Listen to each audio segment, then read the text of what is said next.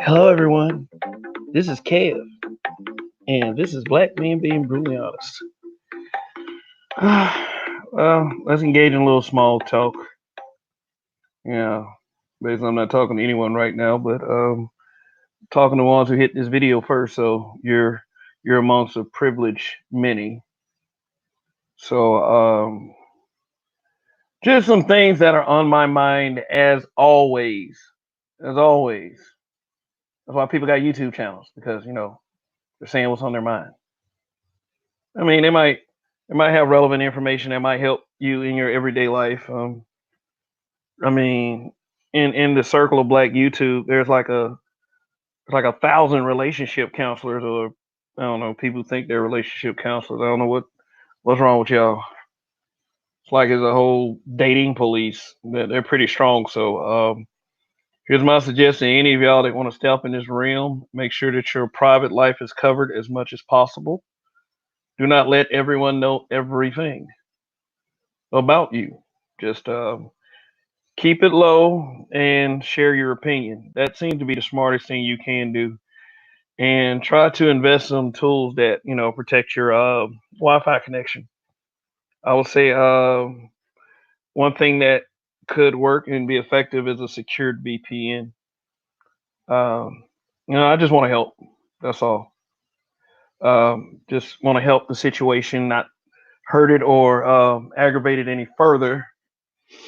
So definitely, let's get this underway.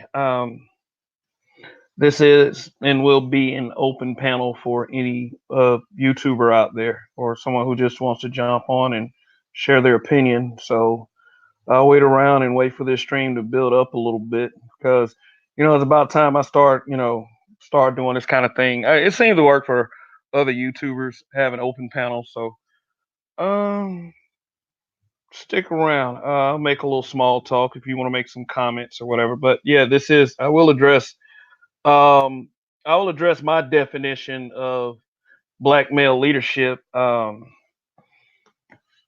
And it's a positive one, but everyone has their different perspectives on what they think it is. And if you take in everybody's idea of what black male leadership is, you wouldn't have any idea what you're thinking about. It's like it goes in so many directions. And one thing that I keep hearing it over and over again, and it does get a bit tiresome. But I mean, a lot of these people do have a point. Um, it's not that black male leadership is lacking. I think that some of you just don't want it. I think it's something that and it's not all the way your fault, but a lot of it is. It's an indoctrinated thing, and it's a thing that how do I describe it? It's a thing that it automatically triggers you for some reason. Um, but from what I've been seeing on Black YouTube for the ones that claim they're helping, there's not a clear definition of black male leadership on Black YouTube. And I care about addressing Black YouTube because it's such a passionate place to be. Um, and it can be a fun place. So I want the conversations to get interesting. This is not going to be a conversation about a lack of male accountability or a lack of black man accountability. This is not going to be one of those conversations. Let me turn this fucking phone down. Sorry for the guys who don't curse out there, but this channel is very cursy. I I curse a lot, so I'm gonna have to apologize. So if you're at work, you might want to turn this down if you're listening to it on a speaker, or people have headphones. Um, yeah, now that that's taken care of, how's everyone doing? Um, at the beginning of each one of my videos, I ask if you haven't subscribed, please subscribe. Hit the like button, hit those notification bells, and let's get it popping. So there's not a clear definition of black man, black male leadership. If you listen to people, you'll probably get definitions like this. Um, a black man leads with his money. A black man leads by paying the way for everything. When you can do that, at least inside of your home, then you can come out here in these streets and talk. I do have a problem with that. I don't totally disagree with that, but I do have a problem with that because every time black man, black male leadership comes into question, the goalpost is always moved. I mean, it's not by what you say, it's by what you do. Um, and you know what? We also do a lot of talking.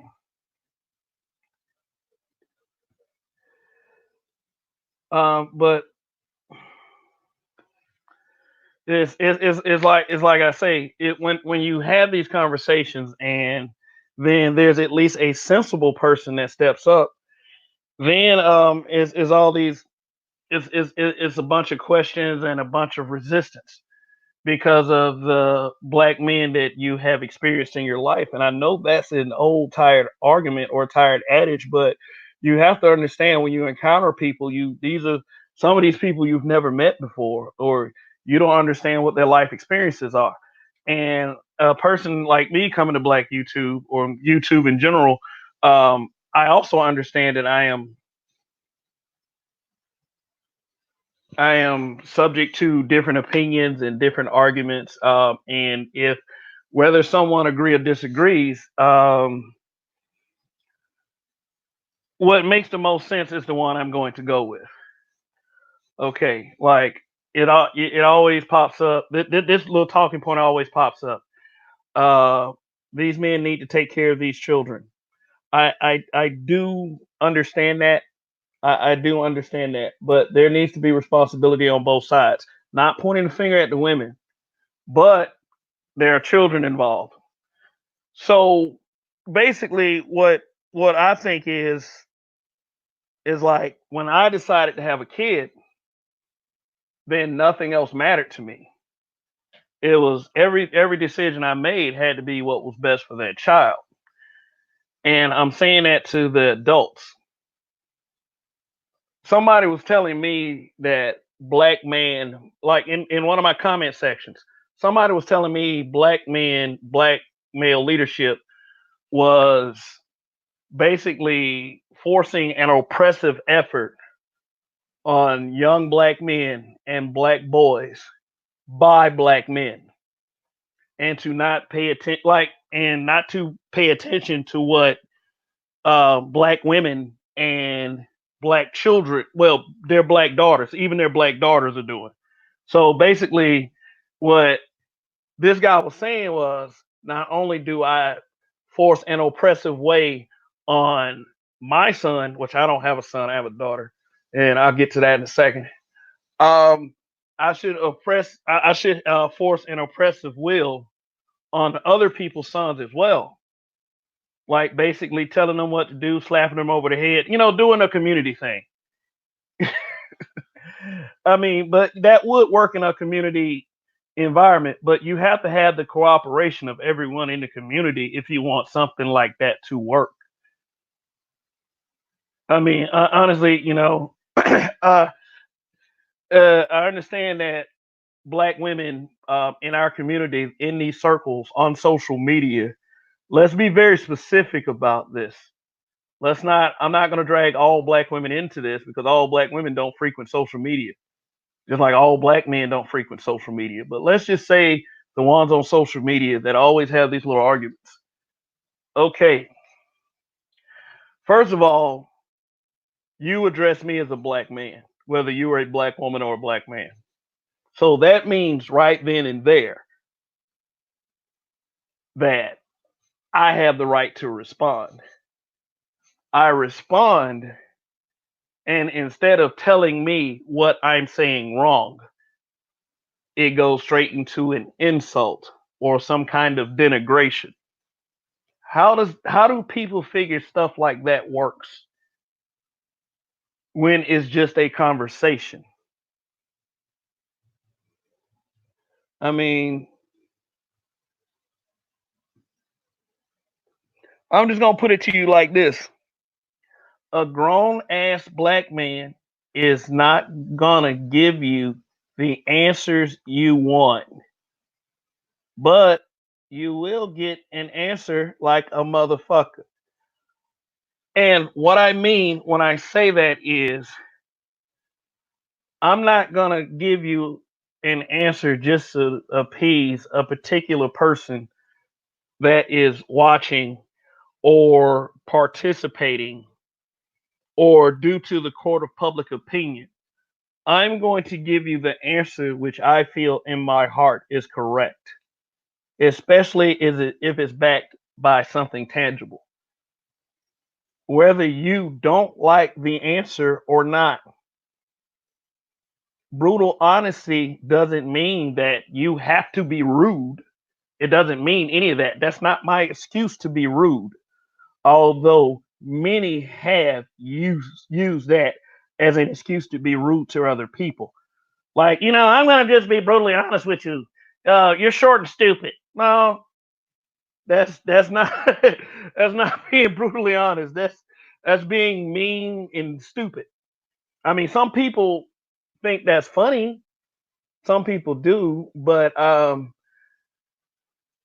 you have to look at the person, really. I mean, the credibility of the person. And honestly, I know that black man's credibility is examined, time in and time out, scrutinized time in and time out.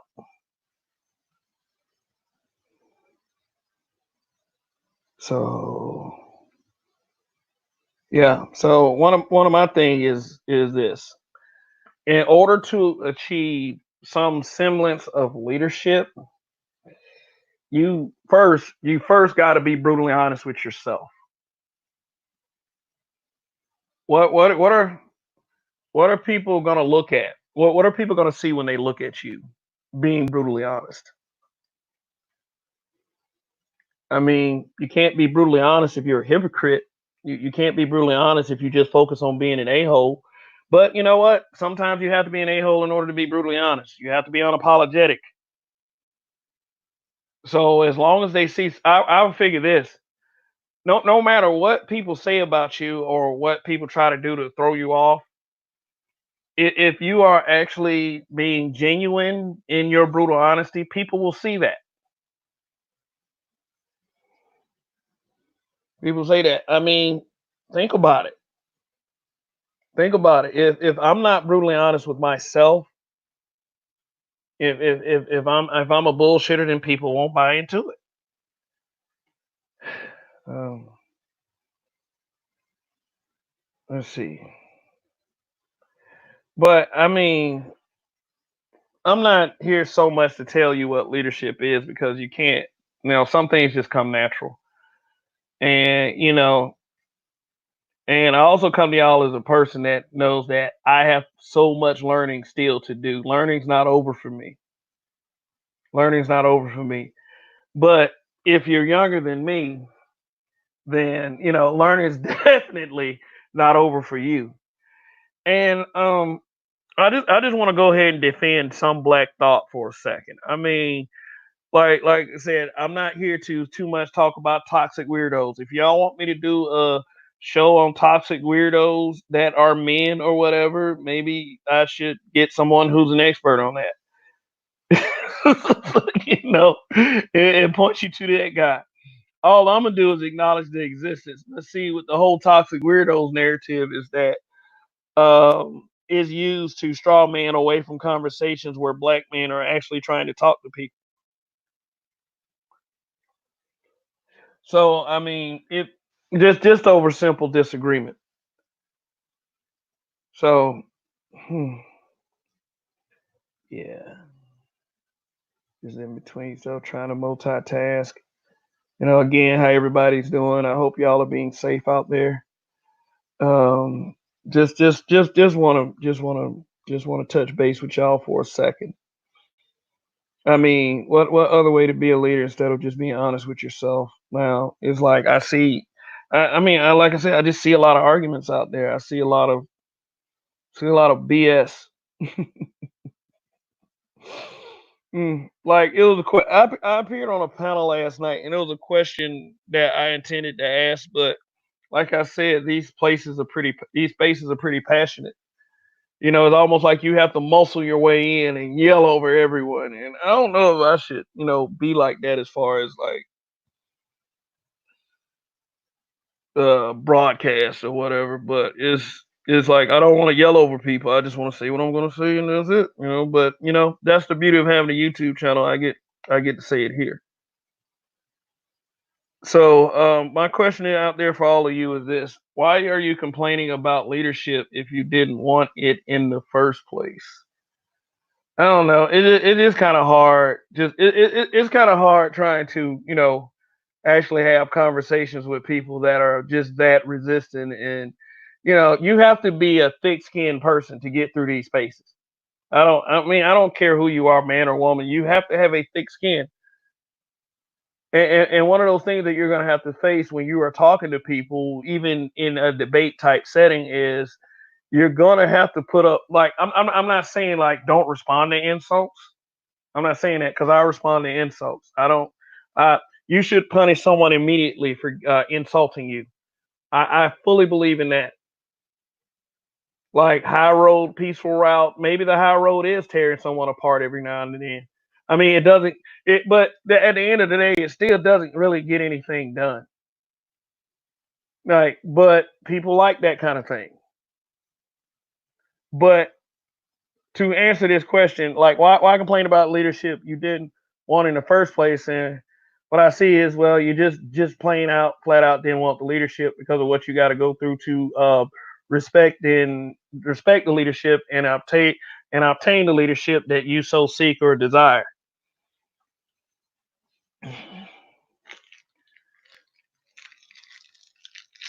I mean, you complain about not having it, then you complain about having it. You complain about what it entails. You complain. It's just complain, complain, complain. All I see is complaining. Yeah, complaining about. Oh yeah, here's a big one right here. Complaining about the way these complaining about the way these men perceive as to how these females look. Uh, I would probably have to say is like this. It's like your average heterosexual black man is always gonna look at how a female especially looks. They're gonna see how a guy looks just so they can jaw, just like play the dozens, but they want to see how a female looks because your average heterosexual black male is attracted to looks. So don't call him gay just because he doesn't like your look, or take some false confident, false positive. Oh, you look good just to. I mean, there's things that look good about every woman. I have to say it, but on some is easier to find than others. I'll just say this. Let's just look at it. Let's look at it as a glass half full, and focus on that positive right there. But anyway, it's just that I don't believe in not being honest about that one thing. I mean, whether it hurts somebody's feelings or not, because when you're a man, you have to have an iron skin when anybody comes at you about how you look. I mean, a lot of guys don't. A lot of guys are probably going to a pouty position. Why you say I'm ugly? I mean, shit. If somebody say you ugly, you ugly. But man, that's just my perception as a guy. I'm not talking about the females, like, cause think about it. When like any man growing up, you were taught to be softer on women than on men, as far as looks and such. It's not It's not something that you just outright say a female is ugly, because it, I was taught that it always hurt a woman's feelings. And I do understand the reactions when you just focus on the way a female looks, but at the same time, when a man, it tells you the truth about it, like, hey, you know what? I don't like all the different colors in your hair, and it's like you should wear clothes that complement your shape, and yoga pants ain't always the best thing for a lot of you. Then you go into this little nightmare scenario that try you go into that's when it goes into the gay little dick. Not every not you're just like females aren't attracted to every man is not going to be attracted to every female. So I mean, just gotta get out of that mentality. Yeah, but it's like I wish I had like more people on the stream, because I wanted to understand how they saw black male leadership, what is defined as black male leadership. Hmm. I don't you don't if I talked to any of you about it or tried to find out from any of you, I would not get a definition at all. I don't even know if there's any examples of what a black male leader is, in even in this space. I have an idea. I have an idea. But anyway, moving right along. Moving right along. I complain. Then you have those you run into with experience in life, and yeah, you want to go to the other strong man. Not that I some, not that I somehow, I don't want to kill freedom of speech, and like I would like to know what some of y'all think of me, but it's like, damn, stop calling black men old because they passed 35 years old with a difference of opinion. I mean, like, maybe it's that I don't have a clear understanding. Maybe I don't have a clear understanding of the spaces that everyone visits. Maybe I probably need to visit those spaces that is just guys just constantly talking about black women. Don't they turn your backs on black women. These millions and millions of black guys that are using this effort to destroy the image of the black woman. You have to honestly understand, in the circle that I'm in right now, and here's the point that I'm trying to make, that I see more of condemning black men for what black men are saying than any of that. And it's like, you can say I'm in denial about it all you want, but it's like every time I visit a YouTube channel, and I guess I guess by those YouTube channels I visit, you probably know who I'm talking about. It's a constant circus. It's like, let's pretend we're not the circus and then be the circus. That's what I see. And they have all these ideas about what black male leadership is, black man leadership. Honestly, like, I'm gonna go ahead and close it out with this. Black man leadership doesn't give a fuck about other people who are outside of the black man archetype, what they think leadership is, because honestly, all of you have it wrong. But in order for us to get it right, we're gonna have to search for that definition together. It's like, I do believe in discussion, in decorum. I don't believe in 10 cuss words every minute, like every shouting at folks.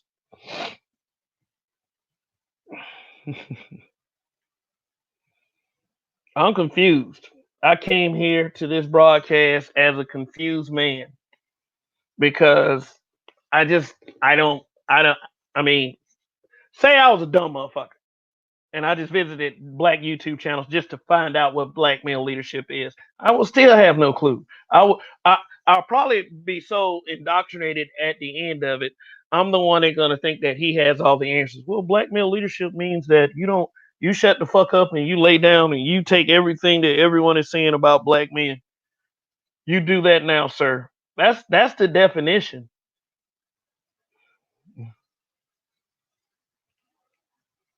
That's their definition.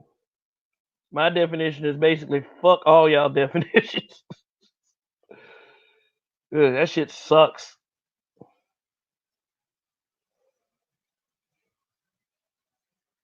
Well, I mean, if you know, I don't know, maybe I got on here just so I can get some feedback.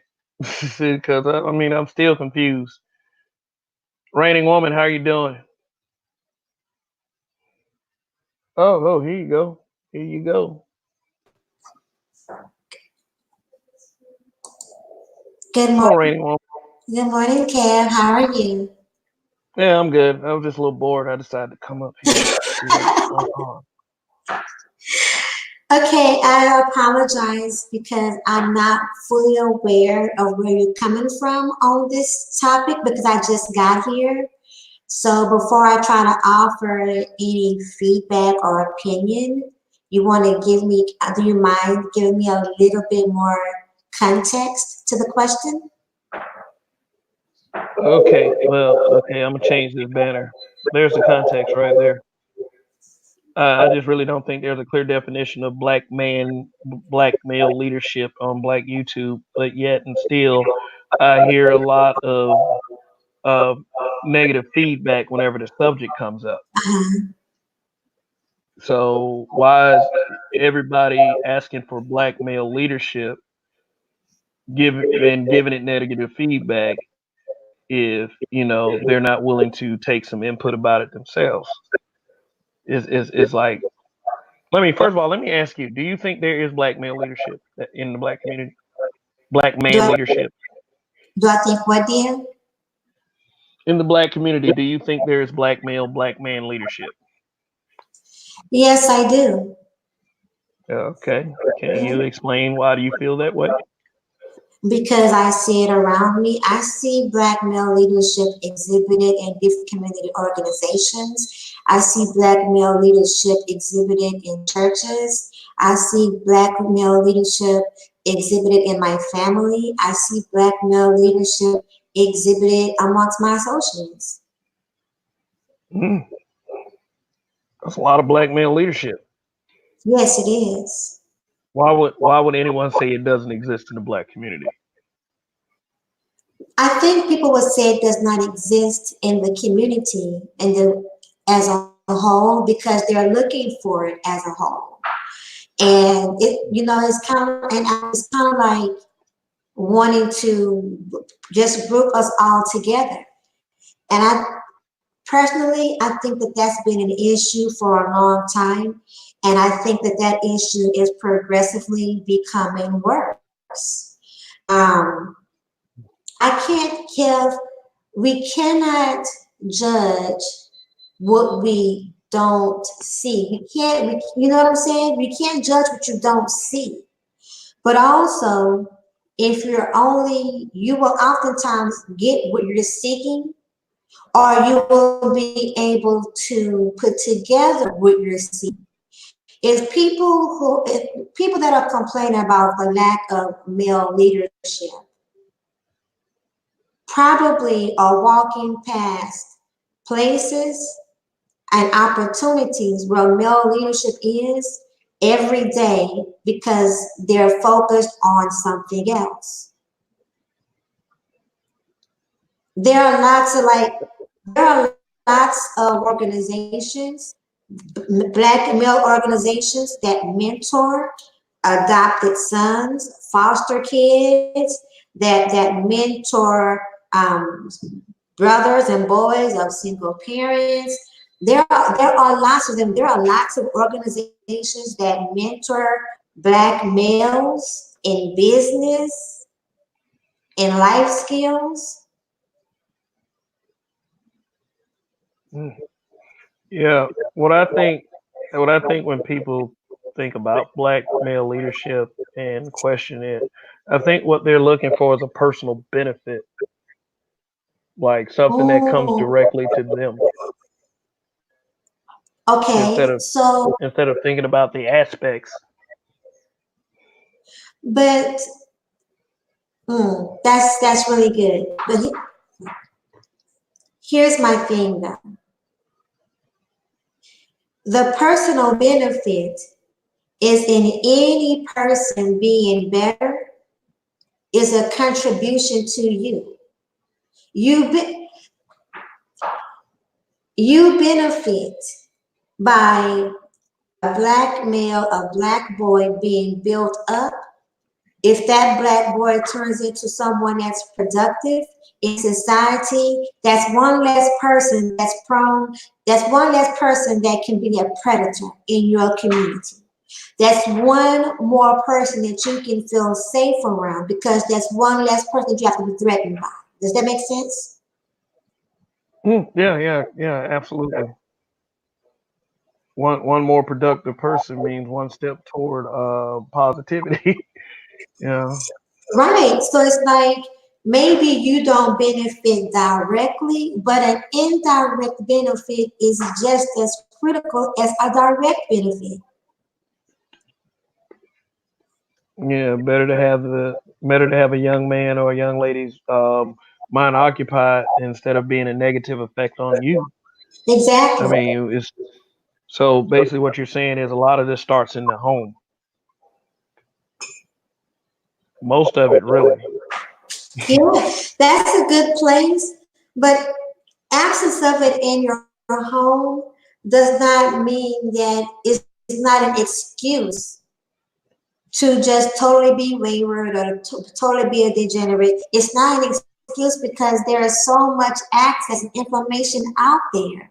It really is.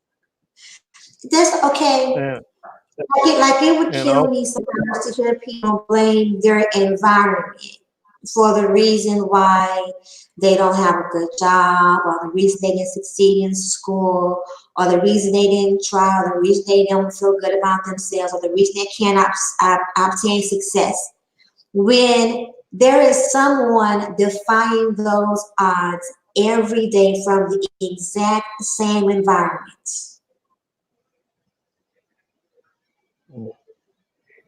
It so what might you're be saying, one, yeah. So you're what you it might be 1 out of 100 people, right? But the fact that that 1 out of 100 did it means it's doable. Because that 1 out of that 100 could have given up too. That 1 out of 100 could have said, "F it, nobody cares about me, so I'm not gonna care about anybody either." I was thrown away, I was put in adoption, or I was totally abandoned, or my parents were on drugs, or I grew up in a home where we were barely, where the ends didn't meet or they barely met. And so all I know is poverty. The only way I know how to survive is just by surviving, just by robbing people or something like that. That's the only way. Or I'm never I knew I was going to amount to anything. I had no chance at amounting to anything because of my environment.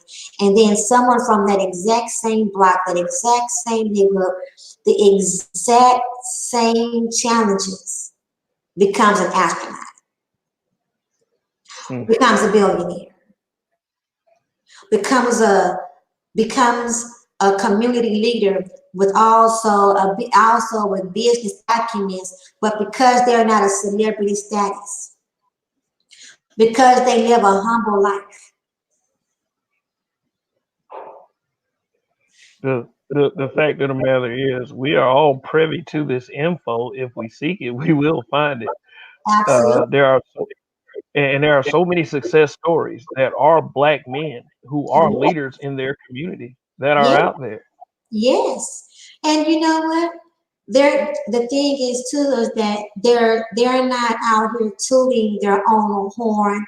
They're not looking for someone else to toot their own horn. They're just out there doing the work.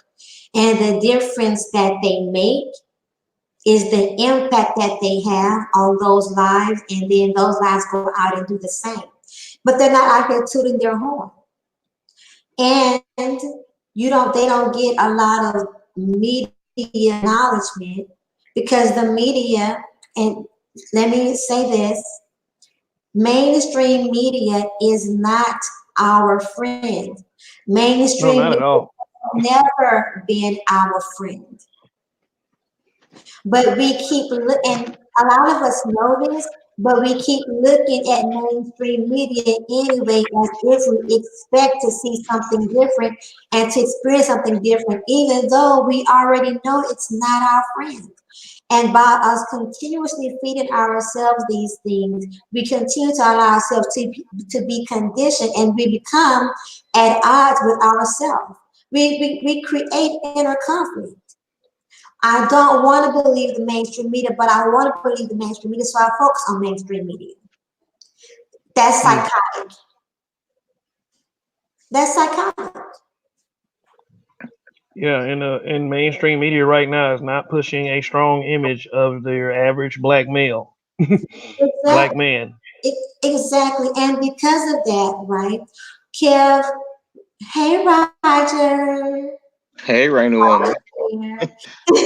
And oh, the Roger Report, my fellow habitual line stepper brother, how you doing? Oh man, doing great, doing great. So check this out, guys. The way everything is portrayed in mainstream media is, I'm gonna take a couple of things at a time, right? I'm going to say, let's take the toxic masculinity, right? Per Hmm. mainstream media, and with that being pushed, right? That kind of image, that being one of the images and one of the impressions gets pushed. Even though I have not seen you guys, because I have not seen you, Kev, and I have not seen you, Roger, in person, right? We have no real connection in person, only through media, right? Mm-hmm. However, so that would mean if I was to come to your city, right, be right there where you are, and one of you say, well, hey, bring a woman, let's meet up for lunch, or, let me show you around town. Because of the images of that's been thrown out about the toxic masculinity, even though we have pretty much been in a little bit of battle together online, supporting each other, having each other's backs when, when push came to shove, I should be like, no, no, no, I don't know you like that. No, I don't, no, I can't tell you where I'm staying. You know what I'm saying? Now that's one example. Another example would be the the image that they're putting out there where they are pretty much effeminizing the black male, right? So Mm-hmm. even though my experience online with you has been all masculine, and a healthy exchange between masculine and feminine energy. At no point in time have I ever questioned either of you guys' masculinity, even in my absence. I have never questioned either of you guys' masculinity, right? But all of a sudden, I'm in your city, and when if we meet up, I'm expecting, if you're dressed like a man, I look at you like, what you doing dressed like that? I thought you was gonna have on like a long flowing, like a long flowing black tuxedo gown. And you guys would be like, why would you think that? Because that's what, I mean, I know how I know my experience with you online, but that's online, that's not real.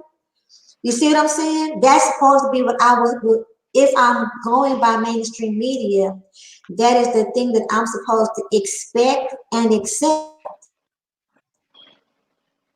But Kev, if I was in your city and I was in your city, I would reach out to you. I'll be like, hey Kev, guess I'm in your city. I'm gonna be here for a couple of days. What are you doing? Is it possible that me and your family could meet for something? Or is there some place that you would recommend? Do you have like 30, 40 minutes? Let's do a Mm. stream together. Because I feel comfortable with you like that already, Kev. Roger. And you know what? That's That's just from the interaction that we have had so far. I trust, Kev, I trust that you are a real human being, and I trust from what you exhibited that you have my best interest at heart. I Mm, trust that I could feel comfortable around you. I trust in your city. I trust in your city that you're not going to have me go somewhere or allow me to go somewhere knowing that where I'm headed is not healthy or it's not good for me. There might be danger.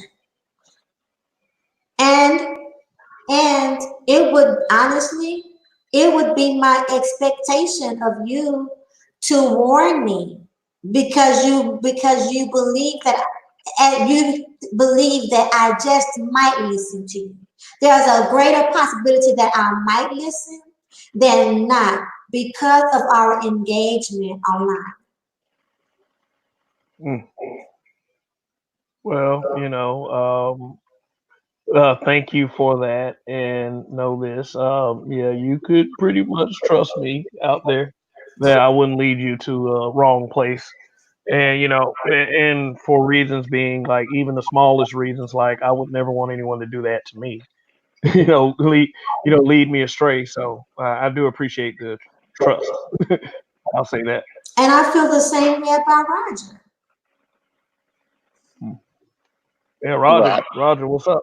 What's going on, uh, man? what's going on? Well, I appreciate you saying that, Rainy Woman, and you are definitely accurate. I would never uh tell you that it's okay to go to a place where I don't expect you to be safe and sound. That's absolutely for sure. Um, what in my perspective, when it comes to people complaining about a lack of black male leadership, those are people who would rather accept a lie than accept the truth, because black male leadership is all over the place, and if you truly can't see it, it's because you refuse to look for it. You refuse to accept it when it's there, because truth be told, it starts in the home, and a lot everyone wants to skip past that. When a man is in a home, he's the leader of that home. If you cannot see black male leadership and you grew up with a father in your home, then I already know you absolutely refuse to see black male leadership because you already experienced it as a child. Now, if you didn't grow up in a home with a father in it, people learn things all the time, even though they're not personally experiencing that situation. People know what it is. They've seen it on television. You know, they had a friend who had a dad in the home. There's places that they go. They see black men taking leave for different things. So even if you didn't have a father in your home, it's not like you were devoid of black male leadership in places around you, because you still got to go out into the public where men act like leaders. So if you cannot figure out where black male leadership is, and you live in America and you participated in a society, because you can make a claim you don't know what it is if you lived in a home without a father and then you never walked out the door. But that's not what's happening here. Folks walk outside the door. You see it all around you. You see it at the gas station. You see it when you take your car to the shop. You see it when you go to a store. You see black men in positions, and they're making sure certain things get done. You've literally seen them tell people to do certain things that you felt needed to be done, because you may be at a department store and you may make a complaint about something. Well, this, that, and that. Now I need this and I can't find. You see what I'm saying? And then black men step up and they make sure you're helped, or they assign someone else to help you. So people experience black male leadership in different facets on a regular basis. So if they're saying they don't know what it is, or they can't find it, or they don't see it, then that's a person who refuses to look. And what men have to accept is there are going to be some women that refuse to look, and unfortunately for them, so when something goes wrong, men probably won't be there for them.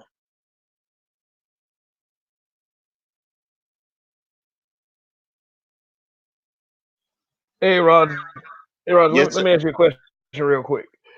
Yeah, you ever hear them say that black men they got that smoke for black women, but they don't have that smoke for white supremacy?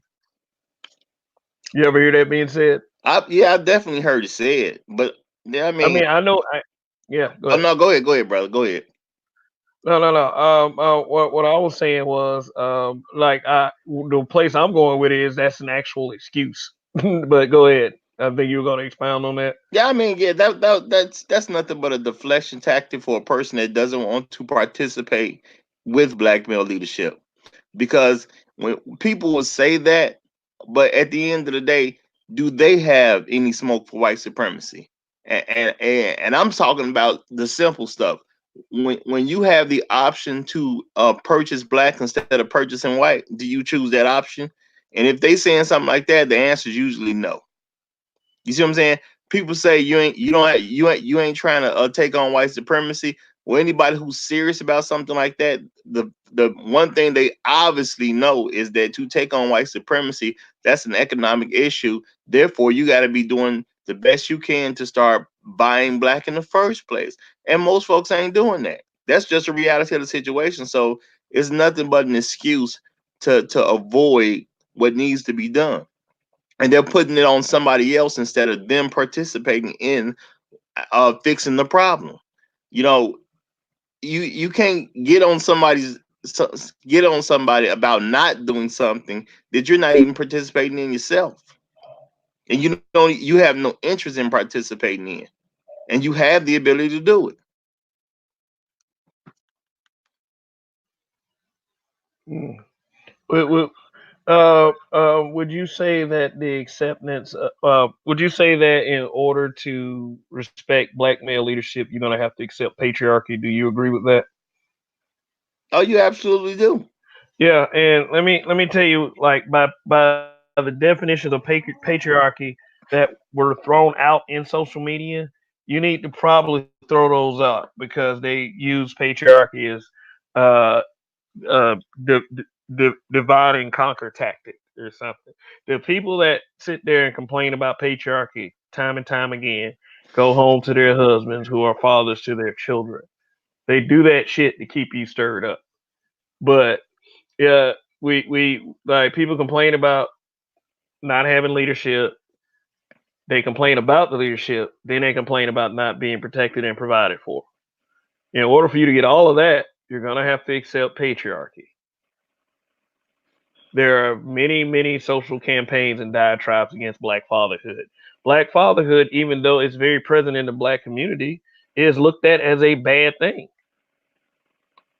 I That's very mean, true. yeah, I mean, my black father was there. Roger's black father was there. I mean, I'm not saying that I'm apathetic to the people who didn't have dads, but I'm also giving credit to the people who didn't have dads that made it through anyway, because those people exist. But that just means that those people who made it through without a dad had some kind of positive male influence in their lives. Because from what I'm seeing, when there's no male presence, there's a bunch of excuses. Well, I mean, realistically, the if someone doesn't have a father themselves, they have the ability to be around other people with fathers, so they still can get black male leadership even while they're growing up. But the question is, does does the child who does not have a father around, are their parent okay with them getting someplace so they can get black male leadership? See, that's really what the issue is, because there's a lot of women who they had a child without being with the father, period. And people can argue about, well, I don't believe in marriage and all that type of stuff. But at the end of the day, were you living with the man that you had a baby with? Because if you were not living with the man that you had a baby with, you already told me based on your actions that you don't believe in black men leading. Because if you did, you're even if you didn't believe in marriage, going through the state, your actions would show that you believe in black male leadership. And any woman that does not have a child living with the man she had the child by is a woman who does not believe in black male leadership. I don't care how they say they do believe in it. I don't care what they talking about. Your actions told me what it was. Now, it once you have a child and you don't have the father in the home, and if you see another man giving information to your child, and you take that, you remove that child from that man that's giving good advice to that child, that's another way of showing that you don't believe in black male leadership. Because, I got friends that didn't have a dad growing up. They mamas never did anything to avoid them being around other men. But I have seen where women go out their way to make sure their kids are not influenced by grown men. So at the end of the day, it's women that's trying to avoid black male leadership for their children. And to me, that's really what needs to be addressed in the community. Because I don't have a problem with kids, because kids aren't really the problem. It's really adults that's the problem. And if you as an adult cannot accept black male leadership, something's wrong with you. Period. That's just how I see it. I think there's something fundamentally wrong with you if you cannot accept black male leadership. And at the end of the day, that idea comes from white supremacy. So for me, I'm just going to call it what it is. You believe in white supremacy too much. Just that simple. And just because you black does not mean you're not a white supremacist. It's about what you believe in. The same way people take on religions. There's certain things that come with Christianity, and anyone of any color can be a Christian. There's certain things that belong to Judaism. Anyone of any color can believe in those things. That anybody can believe in any particular religion they want. It's the same way people can do when it comes to certain aspects of life. You can either believe in black male leadership or you cannot, and your actions are going to tell me what you believe in. Mm. Yeah, a narrative that I'm really starting to have a problem with right now, the father's leaving the home narrative.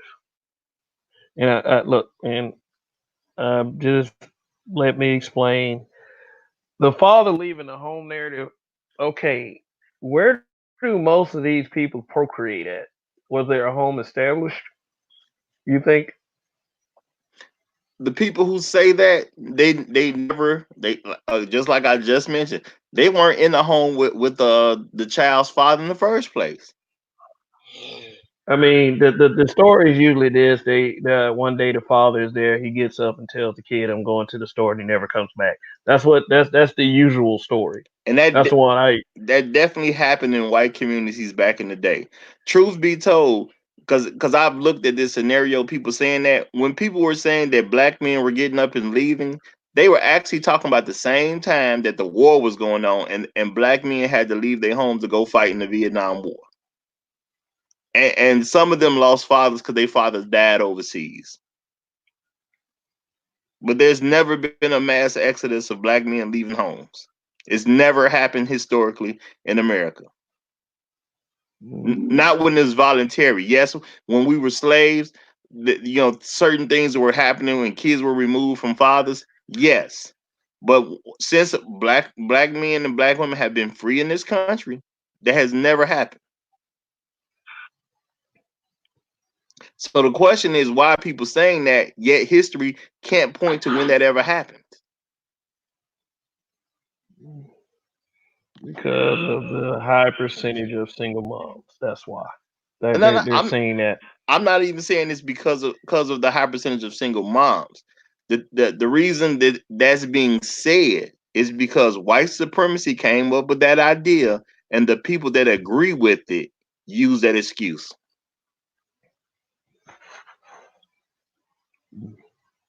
Yeah, but what it really is just a bunch of decisions, spontaneous decisions being made that two people need to be accountable for. I mean, it's not you can't push it as okay, he left the home and it was just a good time one night in a hotel room.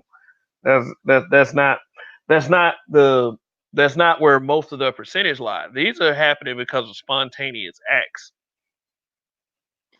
I What mean, so you go ahead. No, Go ahead. no. Well, I mean, that's why I'm trying to make sure that when people say these things and folks that are listening to these things, that we understand the context of what's being said. To even suggest that a father left a home, first of all, you do have to have a home. So my question when people hear somebody tell them the dad left, my first question is how long did y'all live together? That's my first question. You know, and most times when people tell me that, well, no, we didn't live together. So well, he can't leave. How did he leave a home that you and you didn't even live with them?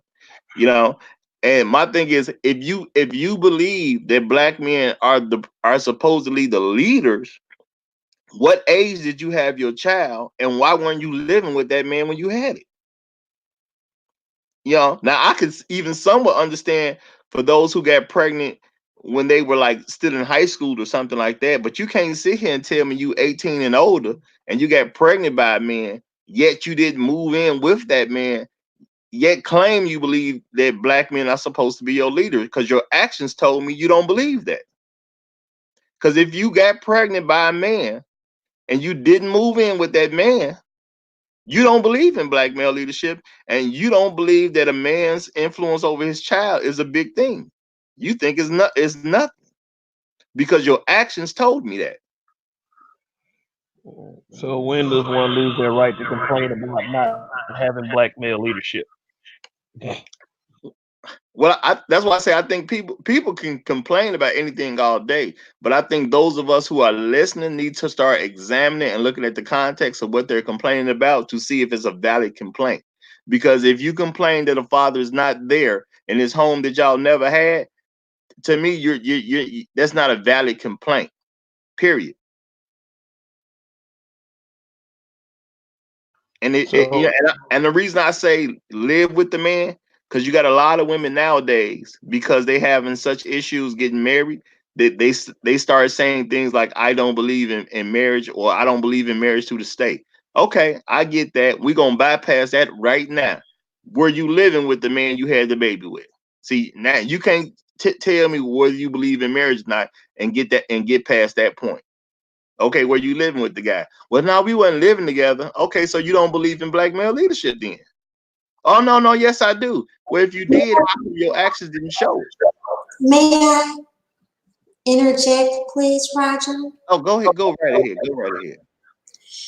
Just like we say if men don't want to be married or they don't want the responsibility of children, then they need to either wear a condom or they need to be a monk or something. The same thing applies for the women. If you do not believe in marriage or you don't believe these men are good enough to be married, to be married to you, right? Or you don't trust their leadership, then you need to keep your legs closed to them. You have to close one of the two. Either close your mouth or close your legs. Mm, that should be on a t-shirt. yeah, because you know the best contraceptive is saying no, or denying the act from going through.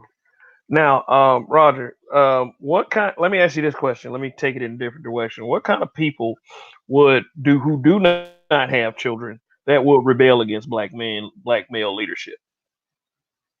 What kind of people that do not have children? Yes, that would rebel or complain or shun black male leadership. I mean, there's people that are like feminists, but I mean, black feminism is just another branch of white supremacy. Then you have the lazy man. A lazy man doesn't want to be in charge because he will have to produce if other people come under his leadership, and he wants an excuse not to do so. Oh, so this is basically a man who passes the buck. Yeah, yeah, it's somebody else. Yeah, that's your job. Yeah, That's yeah, your they're job. not trying to take on too much responsibility, because that's gonna basically stop them from doing the things they want to do, which means they're trying to and be involved in unresponsible behavior. You know, Yeah, unresponsible behavior such as. well, let's say you want to have sex all over the place and have kids without taking care of them. Well, if you start pushing black male leadership, how am I supposed to do that as a man and be okay? I can't believe in something like that because I want to reserve my right to bust nuts all over the place and not care about the results. So a man like that, he can't buy into patriarchy. He can't buy into that. No, you can't subscribe to that narrative.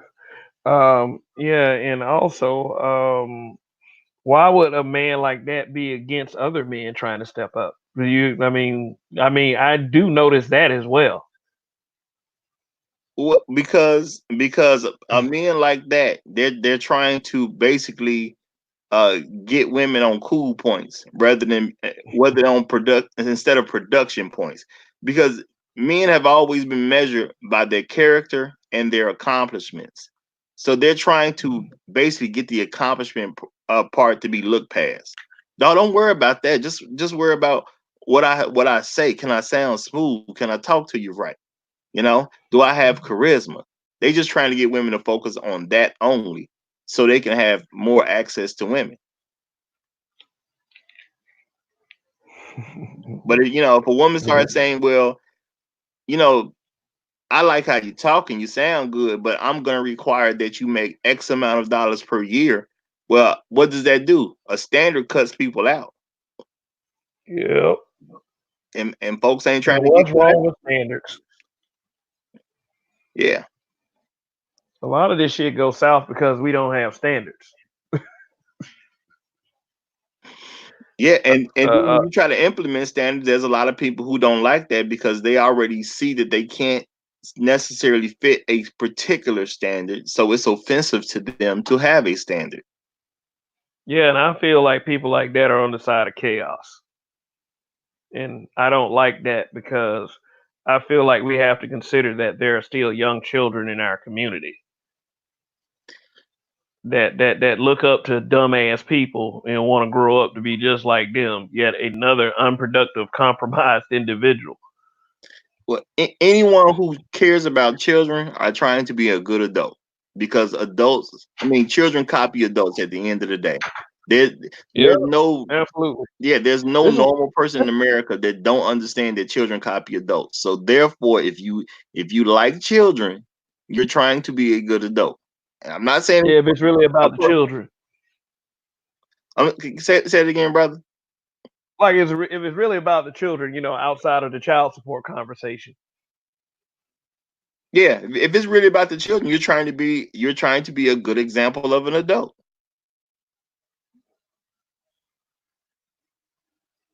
because that's what the kid's gonna turn Yeah. into. But yet, but then the other night when you was on a panel on that channel, the breakdown, a woman's perspective. Shout out to Sister George Concrete and Road. Concrete Rose. Yeah, you had a statement about children. You felt like people were hiding behind children. Yeah, it's plenty of people that hide behind children because they want to participate in chaotic acts, and then once their chaotic acts are done, or they feel they've gotten enough of them, they say, "Well, we need to do X, Y, and Z because of the children." Well, that's a person trying to hide behind children. They're trying to say everybody else needs to step up and do the right thing because I made poor choices and I had some kids. So now, since I had some kids, I need you all to be the good example for my children. And I need you all to step in and protect my children. I need you all to provide for my children. I need you all to give leadership to my children because we're all on the same team. So that's a BS argument because anybody who wanted the best for their child, they would have personally made a decision to do what they could to give the best to their child.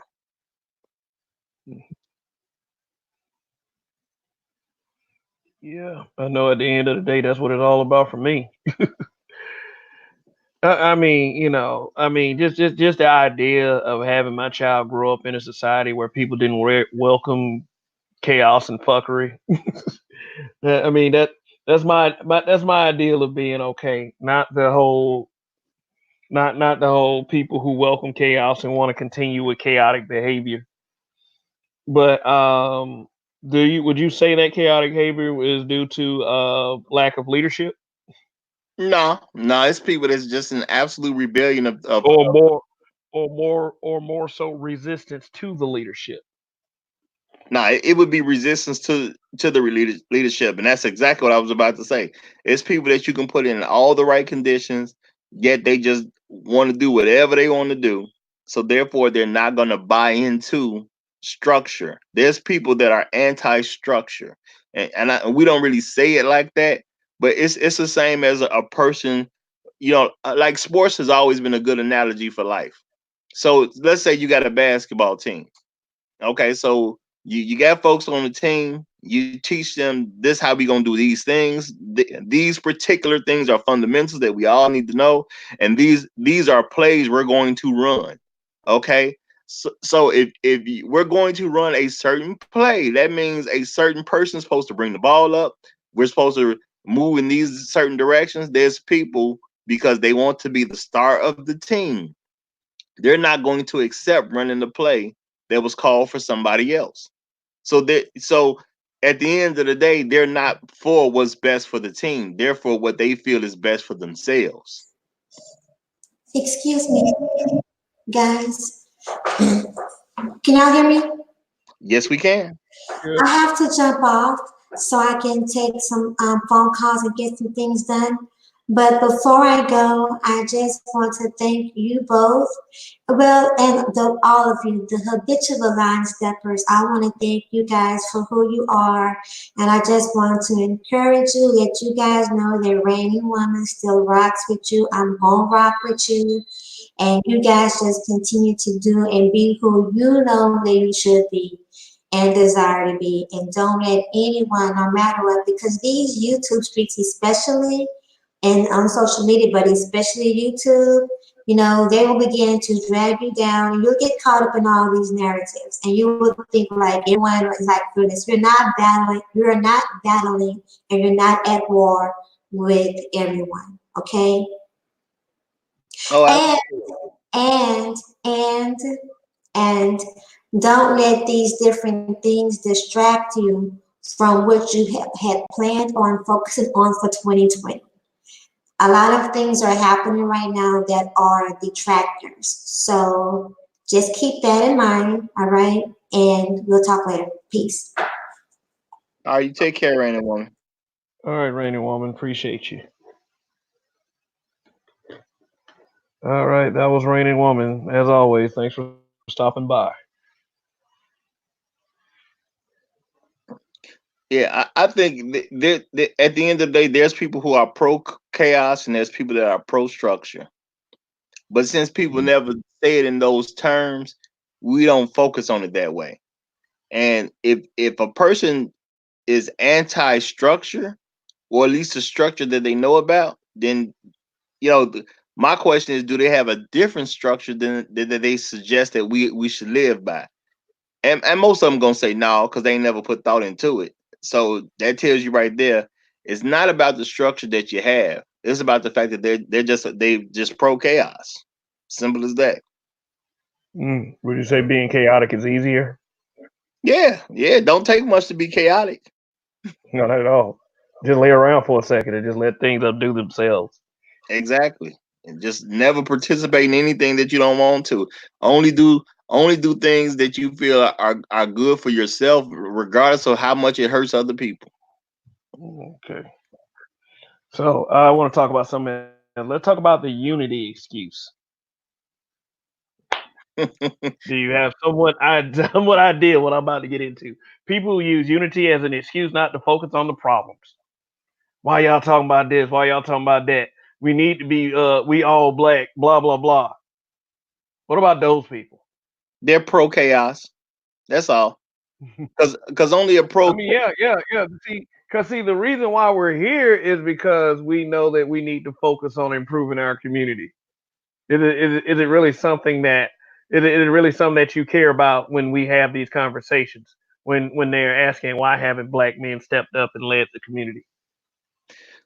Well, I say that's a pro chaos person that would come like that, because if you really want to solve a problem, the first way to start to solve a problem is you have to identify what the problem is and how you got the problem in the first place. That's what you do. I don't care what type of problem you're talking about. If you have a car that's not running, you put your key in the ignition and it don't run. How do you fix that? You first identify why the car ain't running when you turn it on. And you figure out how did you get that. Now it could be because maybe you never put gas in the car. That might be what the problem is. Who knows? But you're gonna identify the problem first and figure out how you got there so you can avoid doing it again. That's how you fix anything. Yeah, most people don't know about the steps to solving a problem. I'm not gonna even say that because I don't even like to give people benefit of the doubt that they don't know. People know, they just don't care. So You know what I'm talking about, right? The actual 5 steps to solving a problem. oh yeah, I get what you're saying. But I'm to the point now where, because we're in the information age, I'm not gonna even accept I don't know. And I understand and some things you legitimately may not know, but we are in the time in life where you can go find out. So my thing is, if you don't know, go find out. And I don't know everything else myself, but I'm not gonna make excuses just because I don't know. I'll just go find out.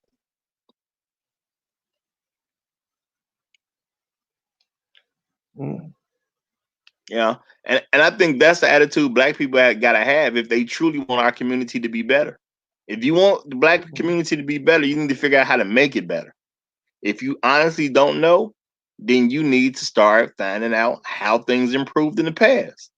How do societies get better? You need to start figuring that stuff out. But you can't have no answers and not willing to be accept any answers and yet claim you want to see things get better. Mm. I wonder what does everyone want like for those who complain about not seeing black male leadership, what do they want from black men? I thought about that and I thought about the answers that how people would answer that question. Um, One of those answers to them would be, hellfire and brimstone, go fight white supremacy. you know, that's one of the answers. Like, go fight white supremacy, go to war, kill everybody you can. What do you think about that? Really asking someone to put their life in danger just for just to basically get them riled up and pissed off, and Well, I mean, my thing is, if you say that's what I need to do, then we need to prepare to do that. How do you go against another society? You got to get your society in order first, because yeah. you can't fight outside the house while you fighting people in your home. Plain and simple. So that means you want me to go fight outside, because I'm saying the black communities, we live in a house together. I'm using this analogy. We live in a house together. You want me to go fight white supremacy that's outside the house? Okay, well, the first thing I got to do is make sure this house is on the same page. Are we Mhm. inside this house on the same page, or are we fighting each other? Are you asking me to go outside and fight the white folks outside while I'm also fighting the other black people outside with me that came out the same house with me? That don't make sense. First of all, me and the black folks, we got to be on the same page. Then we can go outside and fight somebody where we can either win together or lose together. But we got to be together first. So the best way to fight white supremacy is get black people in order. So get your own house in order before you worry about someone else's. I mean That kind that that's the beginning step. I have no issue with somebody saying let's fight white supremacy. My thing is cool. Okay, so let's get ourselves in order, because that's the first step. Yeah, let's see what we're working with first before we employ a winning strategy. Well, my thing is, unless we get ourselves in order, there is no winning strategy. Yeah, exactly. So yeah, I'm With not two gonna say. G's. Oh, what? Oh, my bad. Say it again, sir. I said exactly with 2 G's. Yeah, well, my thing is, now I know when people say, well, let's fight white supremacy, usually that's somebody trying to be dismissive of improving the community.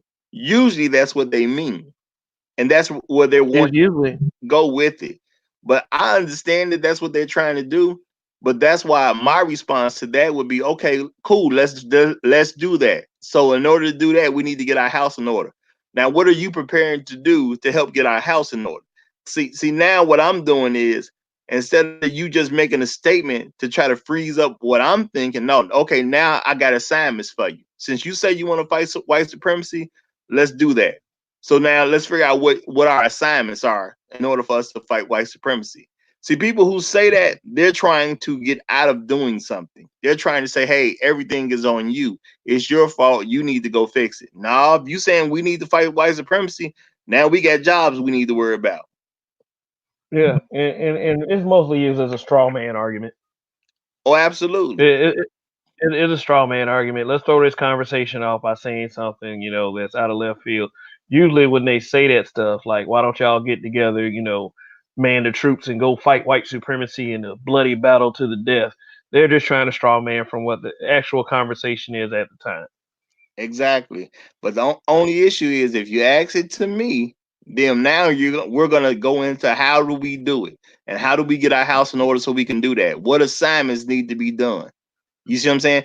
That's gonna be the conversation they don't want. No, they usually have a conversation about who to get rid of. Oh, let's get rid of these guys right here because of such and such criteria, rather than seeing how many we actually have to work with. The divisive thing, the divisive narrative is going to be the most dangerous if you were to even think about considering something like that. You trying to see who you can get rid of instead of who can you get on your side. That's not a winning strategy at all. you know, like these guys that be like, oh man, you gotta kill the COONS. You gotta kill those guys. Like what? And then everybody has different definition as to what the criteria meet before you decide who is a COON or who's not a COON. Well, well, my thing is, if you want to think about how to go forward, let's look at what happened in history. How did people win in history? That's your best indicator on how to win in the future. So the first thing we got to do is we got to say, okay, these are the assignments that each of us gonna have to have. You see, because you can call a person whatever you want, but at the end of the day, you either gonna accept this assignment or you're not gonna accept it. That's gonna tell me where you at. And if you're not accepting an assignment that's gonna help us, quote unquote, defeat white supremacy, then I know you the white supremacist. Hmm. I mean, and really honestly, are people ready for a series of calculated moves? Because this seems like some one track thinking. Because I mean, with what they did, it wasn't just kill, kill, kill. Even though kill, kill, kill was a part of it, they employed a lot of strategies that took decades to come to fruition. I mean, and really, are we off to a good start? If you wanted to do something like that, no. If you go straight into it with violence, violence, violence, a lot of people are just gonna die, and that's gonna be it. I And mean, things might end up being worse than they were before. well, So people, I don't think people are really thinking right now.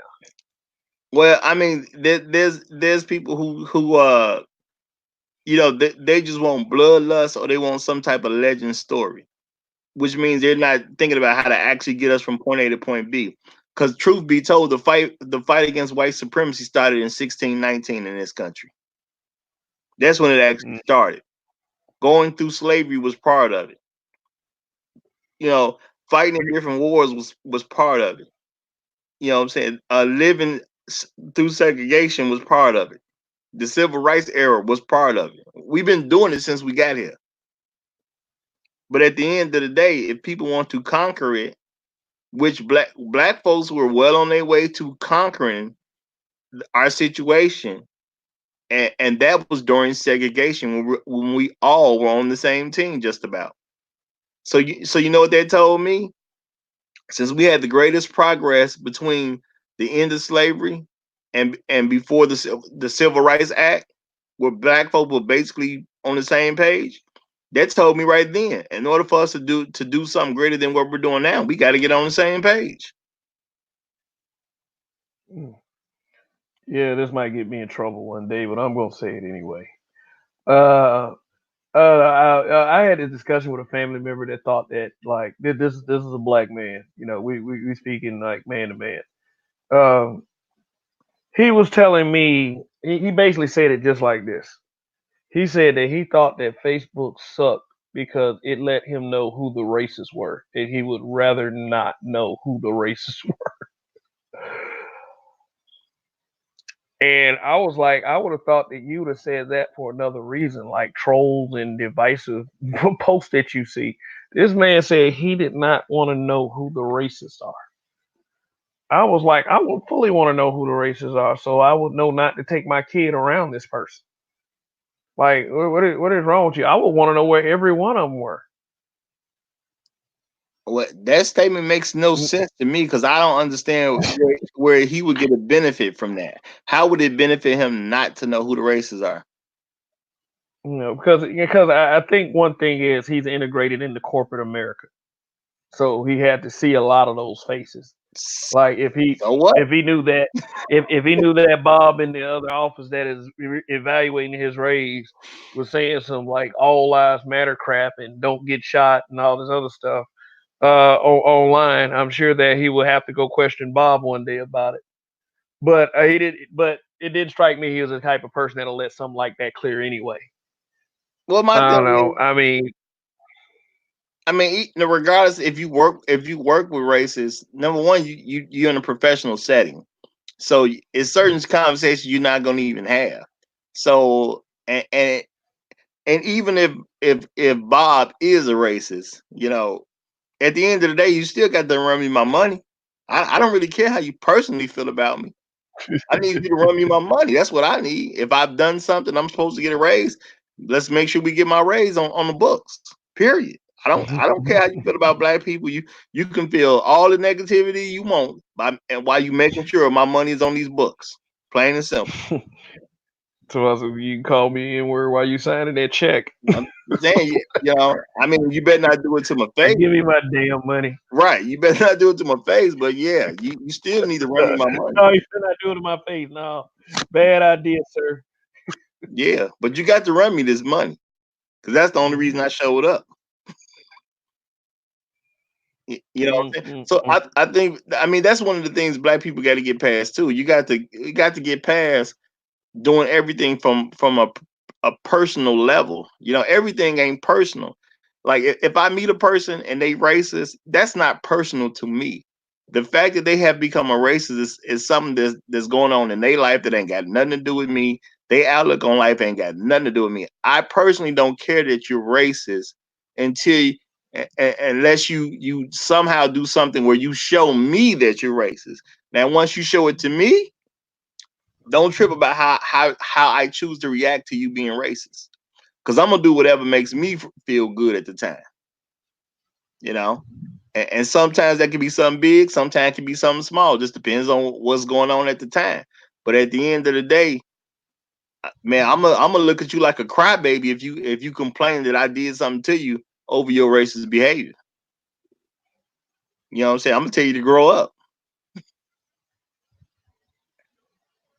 Mm. Uh, let me see. I'm trying to read a comment to you. I'm trying to find this comment that I got in one of my sections. Boy. But while you looking for that comment, I'm gonna say, black folks, y'all got to learn to be more mature about how to handle uh how you respond to racism. And I'm not saying that you can't be violent. That's not what I'm saying. I'm just saying be mature. Whatever you do, calculate what move you want to make and how you figure you can get the best outcome in this particular situation. Sometimes that it'll be easy to do. Sometimes it might be a little rougher to do. But what's going to help you, your family, and our community the best? I think that's how we need to start measuring things out. Because if you make everything just personal and you look at everything from a selfish standpoint, that's not gonna necessarily be what's good for you, for your wife if you got one, or your children if you have some, or our community as a whole. So calculate what you do, then give your response. And and sometimes the best response is you're gonna have to just slap somebody in the face. I understand that. Now, as a person, I don't like to you know what I'm saying? I'm not the type of person that really like try to push violence, but I do understand there are certain situations where violence is gonna become necessary. And since we're talking about dealing with white folks, well, not even just that. Just wait, like people who just come into your space, like say a home. I mean, if you're a leader of your home, you at least have what it takes to protect that home. yeah, yes, some violence is necessary. Now I'm gonna say avoid it while you can. Don't use it when it doesn't make sense. But if somebody makes it necessary, don't feel no remorse over the fact that they made it necessary. Not at all.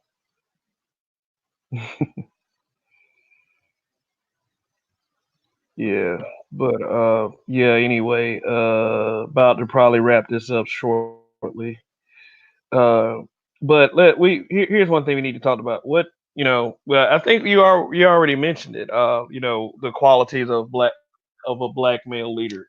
Um, or better yet, let me ask this question: if you were basing your definition of black male leadership off what you see off of social media, just throw everything that you know. We have a clear understanding of what black male leadership is because we grew up under it. Black man leadership rather.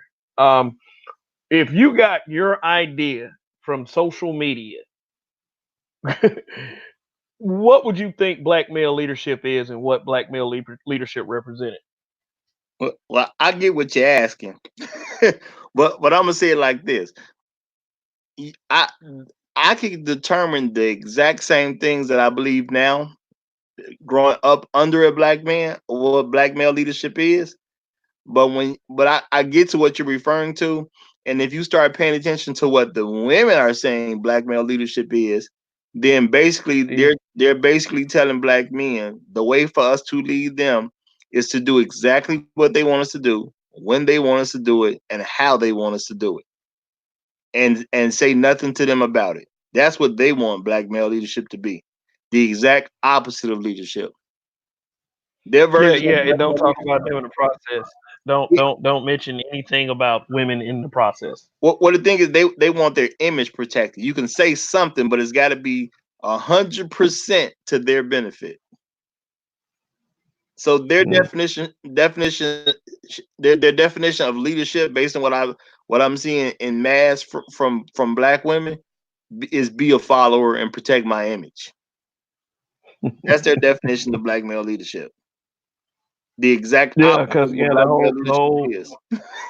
the whole we're not being protected online doctrine, even though they got those protections in real life. What am I protecting you from when it comes to words? Like where do I have to step up and be a leader as far as words are concerned? If you have a good enough verbal acumen, you ought to be able to use words in order to get your point across. I don't have to come in and step in and interject and use words for you, no matter who you are.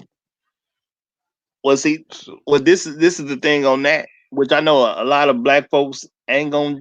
They may have an issue with this from the beginning, but I'm gonna keep saying it as long as it's the truth. At the end of the day, black women don't want black men saying anything negative about them because it damages their image to white men in their belief. That's what black women believe. They believe that if we say something about black women that can be interpreted as negative in any way, it damages the way they're being viewed by white men, and they have a problem with you damaging how they're viewed amongst white men and other non-black men too. But they mainly mean white men. And they So know what you're saying is so what you're saying is basically this: when these guys have these broadcasts, these social media posts, or speak from their life experiences about the negatives they see from women, they're not particularly worried about black men looking at them that way. They're worried about non-black men looking at them that way. That's what you're saying. oh, absolutely. Because they know black men already know what's going on. We grew up with them. We went to school with them. Went to camp with them. We did all kinds of stuff with them. They know we know what's going on. They ain't concerned about what we think. They're really concerned about what non-black men think, especially white men, because that's who they hold the most value for. Because think about it. If they Mm. cared about what black men think, they'd be trying to actually help fix the community too. You wouldn't have an Yeah, argument and about fixing stuff. but see, here's the thing. Here's what I get sick of. Like myself as a leader, I have to accept what everyone else is saying and learn from it. Basically, if if say a non-black man says, "Hey, you know what? Your race of men is defeated, and all you can do is sit up here and talk about shit," I'm supposed to accept that, even though I know it's not true from my personal experience. What kills me is when another black person comes in and says, "Oh, you should agree with that guy." Like, no, even if even if there's a certain amount of delusion that goes along with that, I am not going to accept an inferior position to any other man. To me, that's what I was taught being a man was, not accepting an inferior position to another man. You know, some people say the only thing I fear is God. Yes, I fear inevitability. So, that's about the only thing. All that other shit, like other people and stuff, I throw that out the window. And one thing that really makes me mad when I try to establish the existence of black male leadership is that I should take some kind of cue or suggestion from a or suggestion from another race as far as how I feel or what my life experiences are. Like, say for instance, when you see all this shit on TV about other groups of people saying how black people should feel about racism or they're tired of hearing about racism. That shit makes my blood boil. And it's the same thing with this other stuff too. Well, honestly, I don't pay attention to how non-black people tell me how I should view myself or my community. Yeah, 'Cause yeah, yeah, yeah. It's that, but it's just that when other blacks who are black, who claim to be black, come in and suggest that that is something that I should take seriously, even though there's some history and some history and some actual key events that really should tell me that I shouldn't really give a shit about what other groups of non-black men or other races of people think about black men. Period. no, I I get. think it's just I think it's just used as a dumbass argument because people don't want to listen to what you have to say.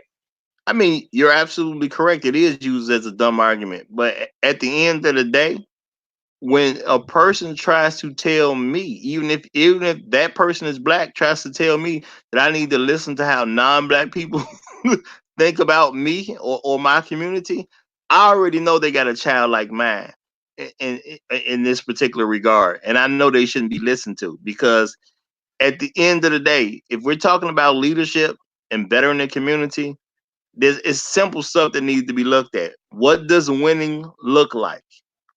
Okay. So, and I get people complaining about all kinds of stuff. Well, you haven't done this, that, and that. Okay, so what does winning look like?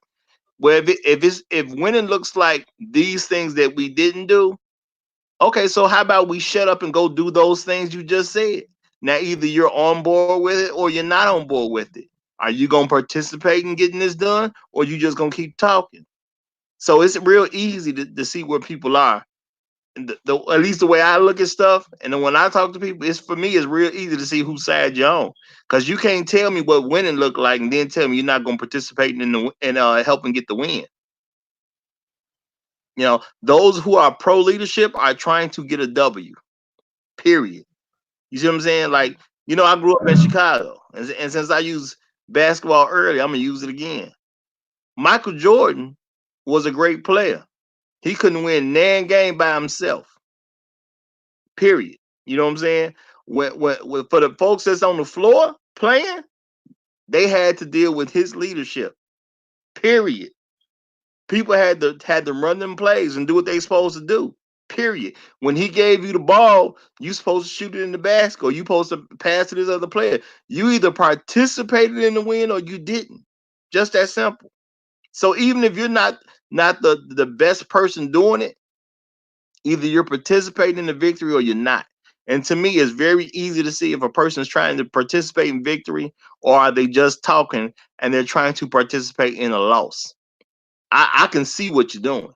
And I think a lot of folks forget that. I can see what you're doing.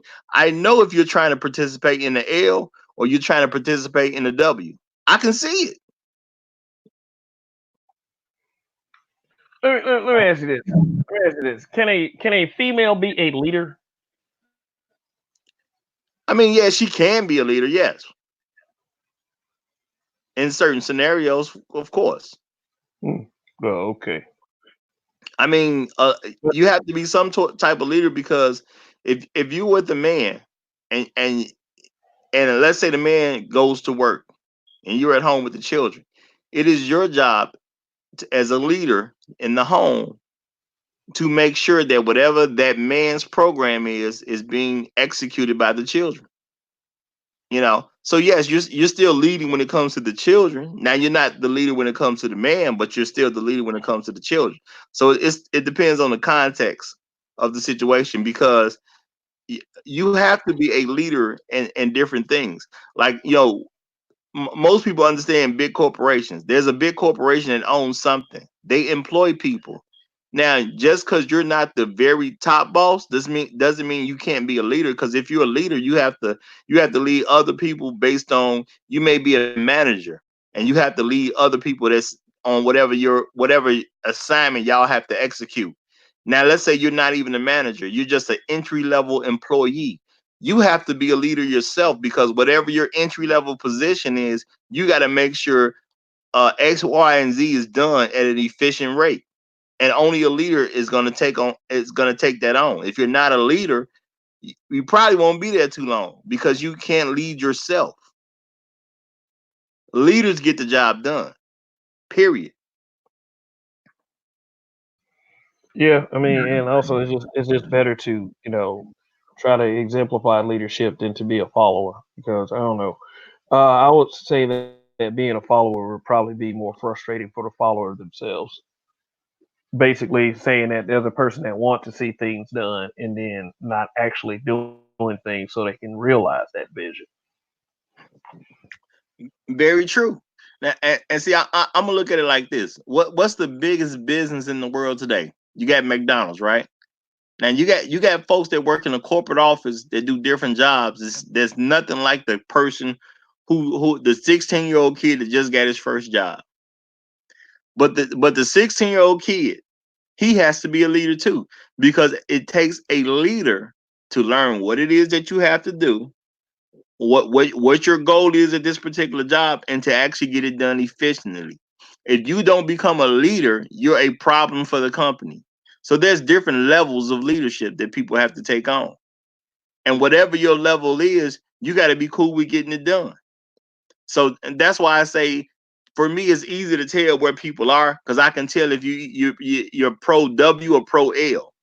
The even the quote unquote fry guy that don't want to put the fries in the fryer the way they supposed to be done. He ain't trying to get this restaurant no victory, because the only way for this restaurant to be victorious is it's got to please its customers, and they got to give them food in a timely rate. Well, a person who ain't taking their job serious, they're not. That's not what their goal is. Their goal is something else. So there's different levels, and generally fast food is looked at as the bottom level when it comes to working. So I'm using fast food as an example. Yet fast food fast food company is the most successful company on the planet right now. Yeah, yeah. They people look at it at bottom level, but I mean, they are perfect summer jobs for their teenagers. I mean, I mean, anybody who wants to climb the ladder, there may not be much to that ladder climbing, but there is a chance to climb the ladder in a company like that. With any company really. So my suggestion to people out there: don't demoralize honest employment. because hey, you never know what position you might end up in one day, or your family member might end up in one day. So that's a problem we have in our community. We job shame a lot. No, that we leadership shame a lot. Job shaming is Yeah, leadership shaming. yeah, yeah. Yeah. I would give an example right here, and like when I say something like everything is cool when Ti was the dope boy in the trap. Everything was cool when Ti was uh taking over a bill at Target for Christmas for all the single mothers that were in Target.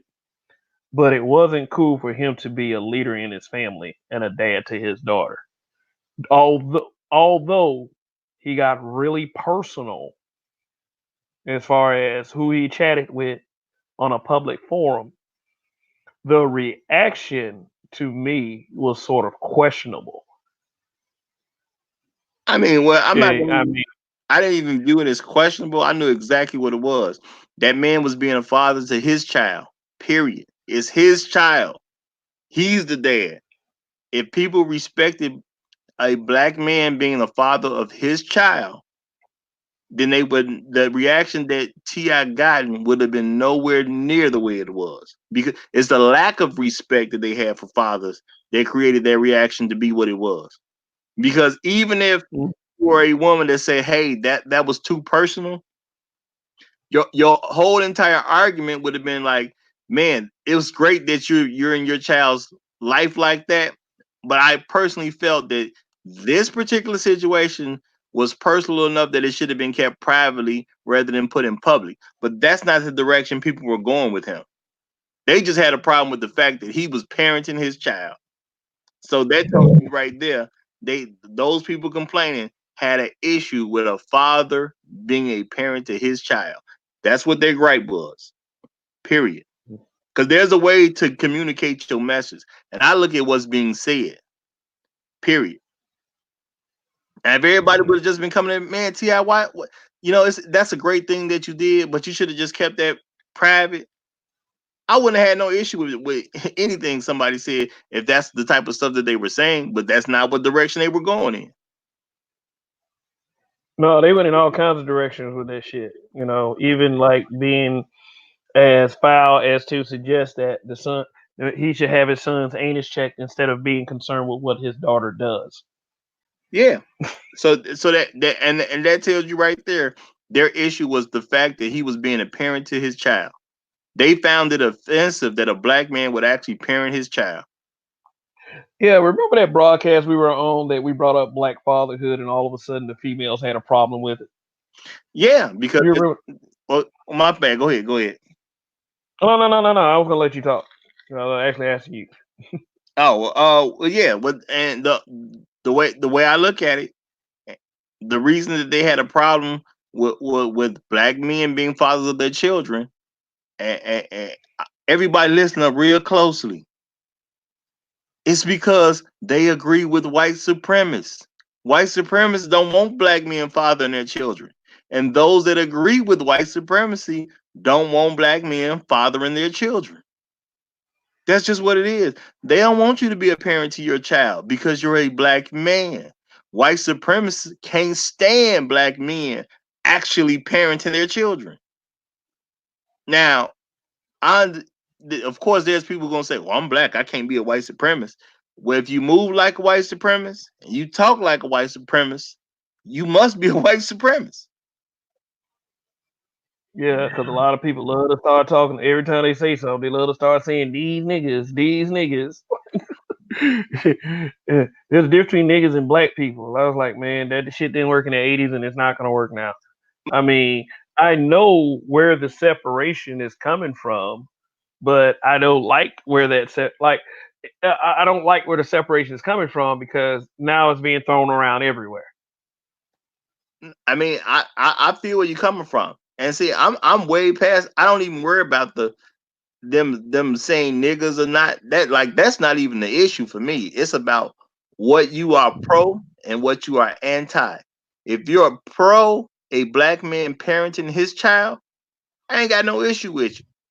But if you are anti a black man parenting his child, I got an issue with you. Period. It's just that simple. Because I know, for me, I know that's the red flag to one of the main red flags to identifying a white supremacist.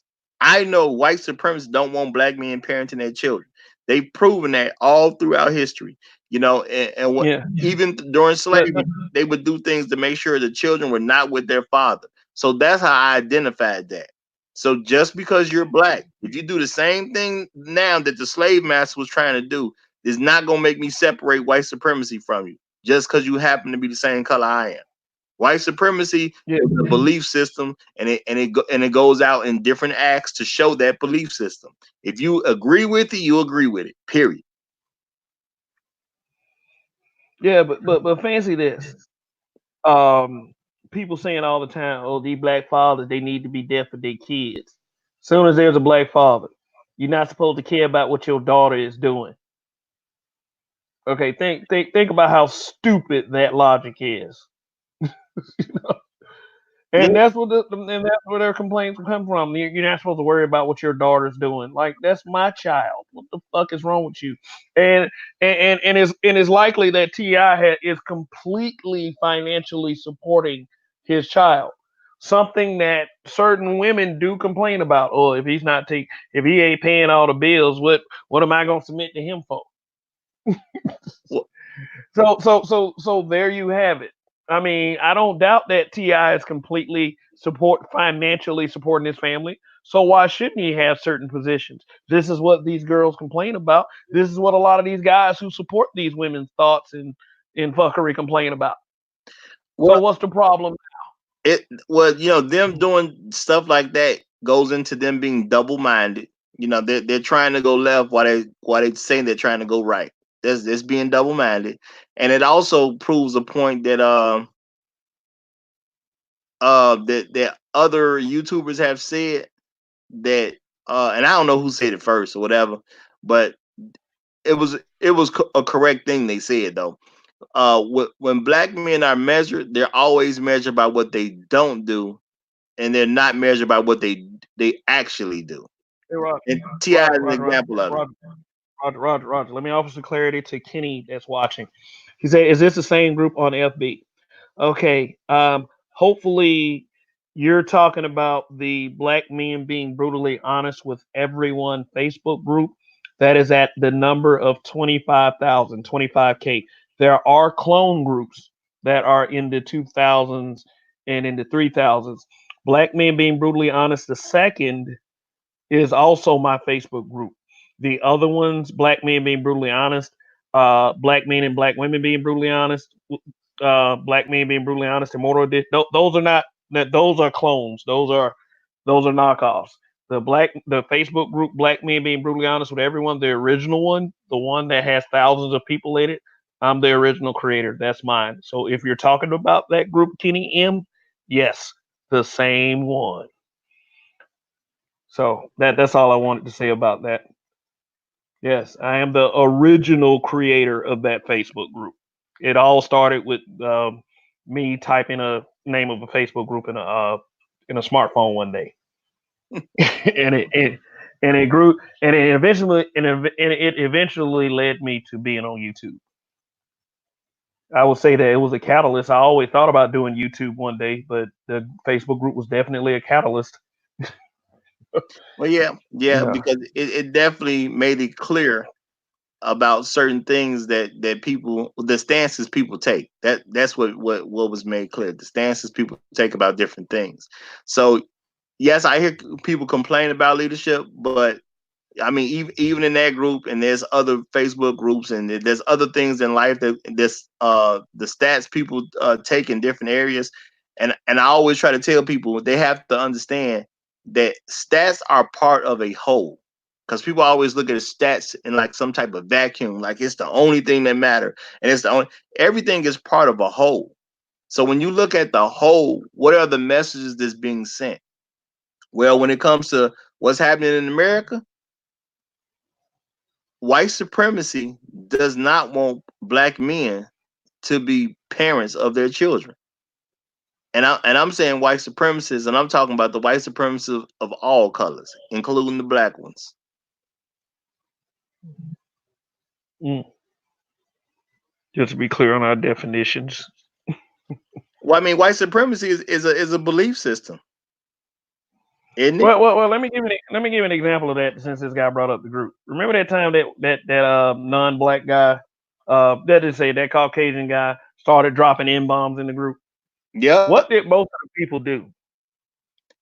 They ran, they unfollowed the group, and they came at us. What very few people did was go after the actual racist. I think that's the results of a mind fuck. Well, hold on, Kev, hold on, because you need to make that clear for those who wouldn't understand.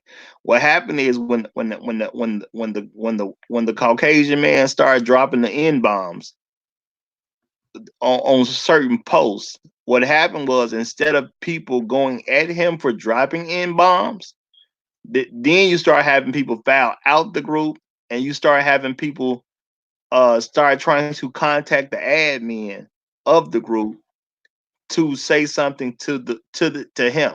He was obviously displaying white supremacy behavior, and the fact that you had a certain amount of black people that wouldn't even say anything to a guy who's proving that he's a white supremacist, it was extremely disappointing in my viewpoint, because and don't get me wrong, I don't mind the fact that they will, okay, well, let's contact the admin and let them know about this guy that's in the group that's a white supremacist. I understand that should have been done, but the fact that you had so many people that wouldn't even say nothing to the guy, like, that was shameful to me. Let me add some context to it. Let me add some context to this. All that week, they were coming for us because of this one simple fact. All that week before that happened, they were coming for us. Like, man, dude, they were making chops on me. They were making chops on Donnie. Like one guy in particular, and it was a mess. And for the reason that what this was happening is because guess what? I created a platform for young black men, older black men, just let's just say black men, to speak freely on what they wanted to speak on. A lot of those guys chose to make antagonistic troll posts, but a lot of those posts had truth to them. A lot of the women came in there and made antagonistic troll posts as well. But people don't know how to point the finger back at themselves. They came at the admin like, why are you allowing everybody to do this? Why are you and then we would come back with, well, people are freely making the decision to do these things. They are this is of their choice. We're not making them post anything. We're letting you freely have the reins to post what you think to post what your truth is. And because of that, people took exception. They started making all kinds of excuses. I mean, basically, it's hit dog syndrome. Uh, this is a white supremacist group. This is a COINTELPRO group. These are white supremacists in blackface. The admin, they're hiding behind profile pictures and they're white supremacists in blackface. And then I start posting selfies. Hey, no, I'm black. I'm sorry, y'all. This ain't. No, just because you're black doesn't mean that everyone has to agree with everything you say just because you're black. Because those same people are going to turn around and look at you and act, and they're going to act like they don't consider your blackness as well. It's really, really, really funny, shameful, and sad how our people treat other people with differences of opinion. Just a difference of opinion. It's not even really anti-black rhetoric. It's just like, okay, um, certain things correlate with what's been happening in our community. You can't change the facts just because you don't like the facts. Period. And people get mad, angry, and they start saying all this BS. And or if we're wrong, they can actually formulate a structured, well thought out rebuttal and debunk, because there's free reign to do that too. Not just complaining about what somebody has posted. Tell them why they're wrong. Nobody wants to tell anybody why they're wrong. They just want to get personal. Yeah, yeah. And at the end of the day, all that shows is immaturity, if you ask me. And folks that they're complaining, yet they don't want the community to be better, because I don't remember how old I was when I figured out that. Yeah, I mean, complaining is good because people try to act like it's not good. Because you complaining is nothing but identifying a problem and being verbal about it.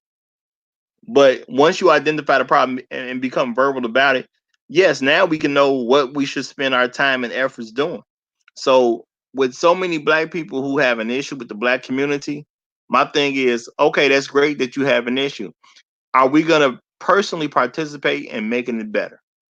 You know, and my thing is, all you have to do is be a good person to make it better. It's not like you got to go solve the unsolvable equation. You don't have to build a rocket ship that'll get you to the moon. You don't have to do nothing really You don't have to complicated. find you don't have to find the buried treasure. You just Exactly. save everybody with money. There's nothing that you have to do to make the community better. All you got to do is choose to be a good person.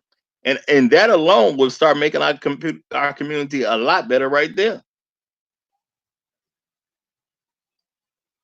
Yeah, yeah, yeah. Not only be a good person, but also be a good influence and a positive impact to those around you.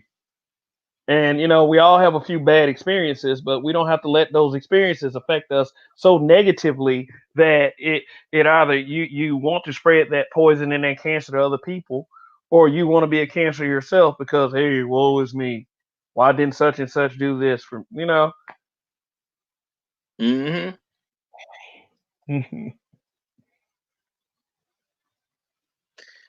So yeah, that's I'm probably about to wrap it up at this point, Roger. And the last thing that I would pretty much say, I mean, you can go first though. I mean, um, at the end of the day, bringing it back to the beginning, when it comes to black male leadership, if you don't see where it is, it's because you're actively avoiding looking at it. Period. And if you don't respect black men being the leaders of their homes, then don't ever say anything about black men leading the community because leadership in the community starts in the home. Mm. Oh, and everyone check out my channel, The Roger Report, best show on social media, and that's it. And I'll holler at you later on, Kev. All right, and one thing that I will say is this: just take care of yourselves out there, and a conversation is a conversation.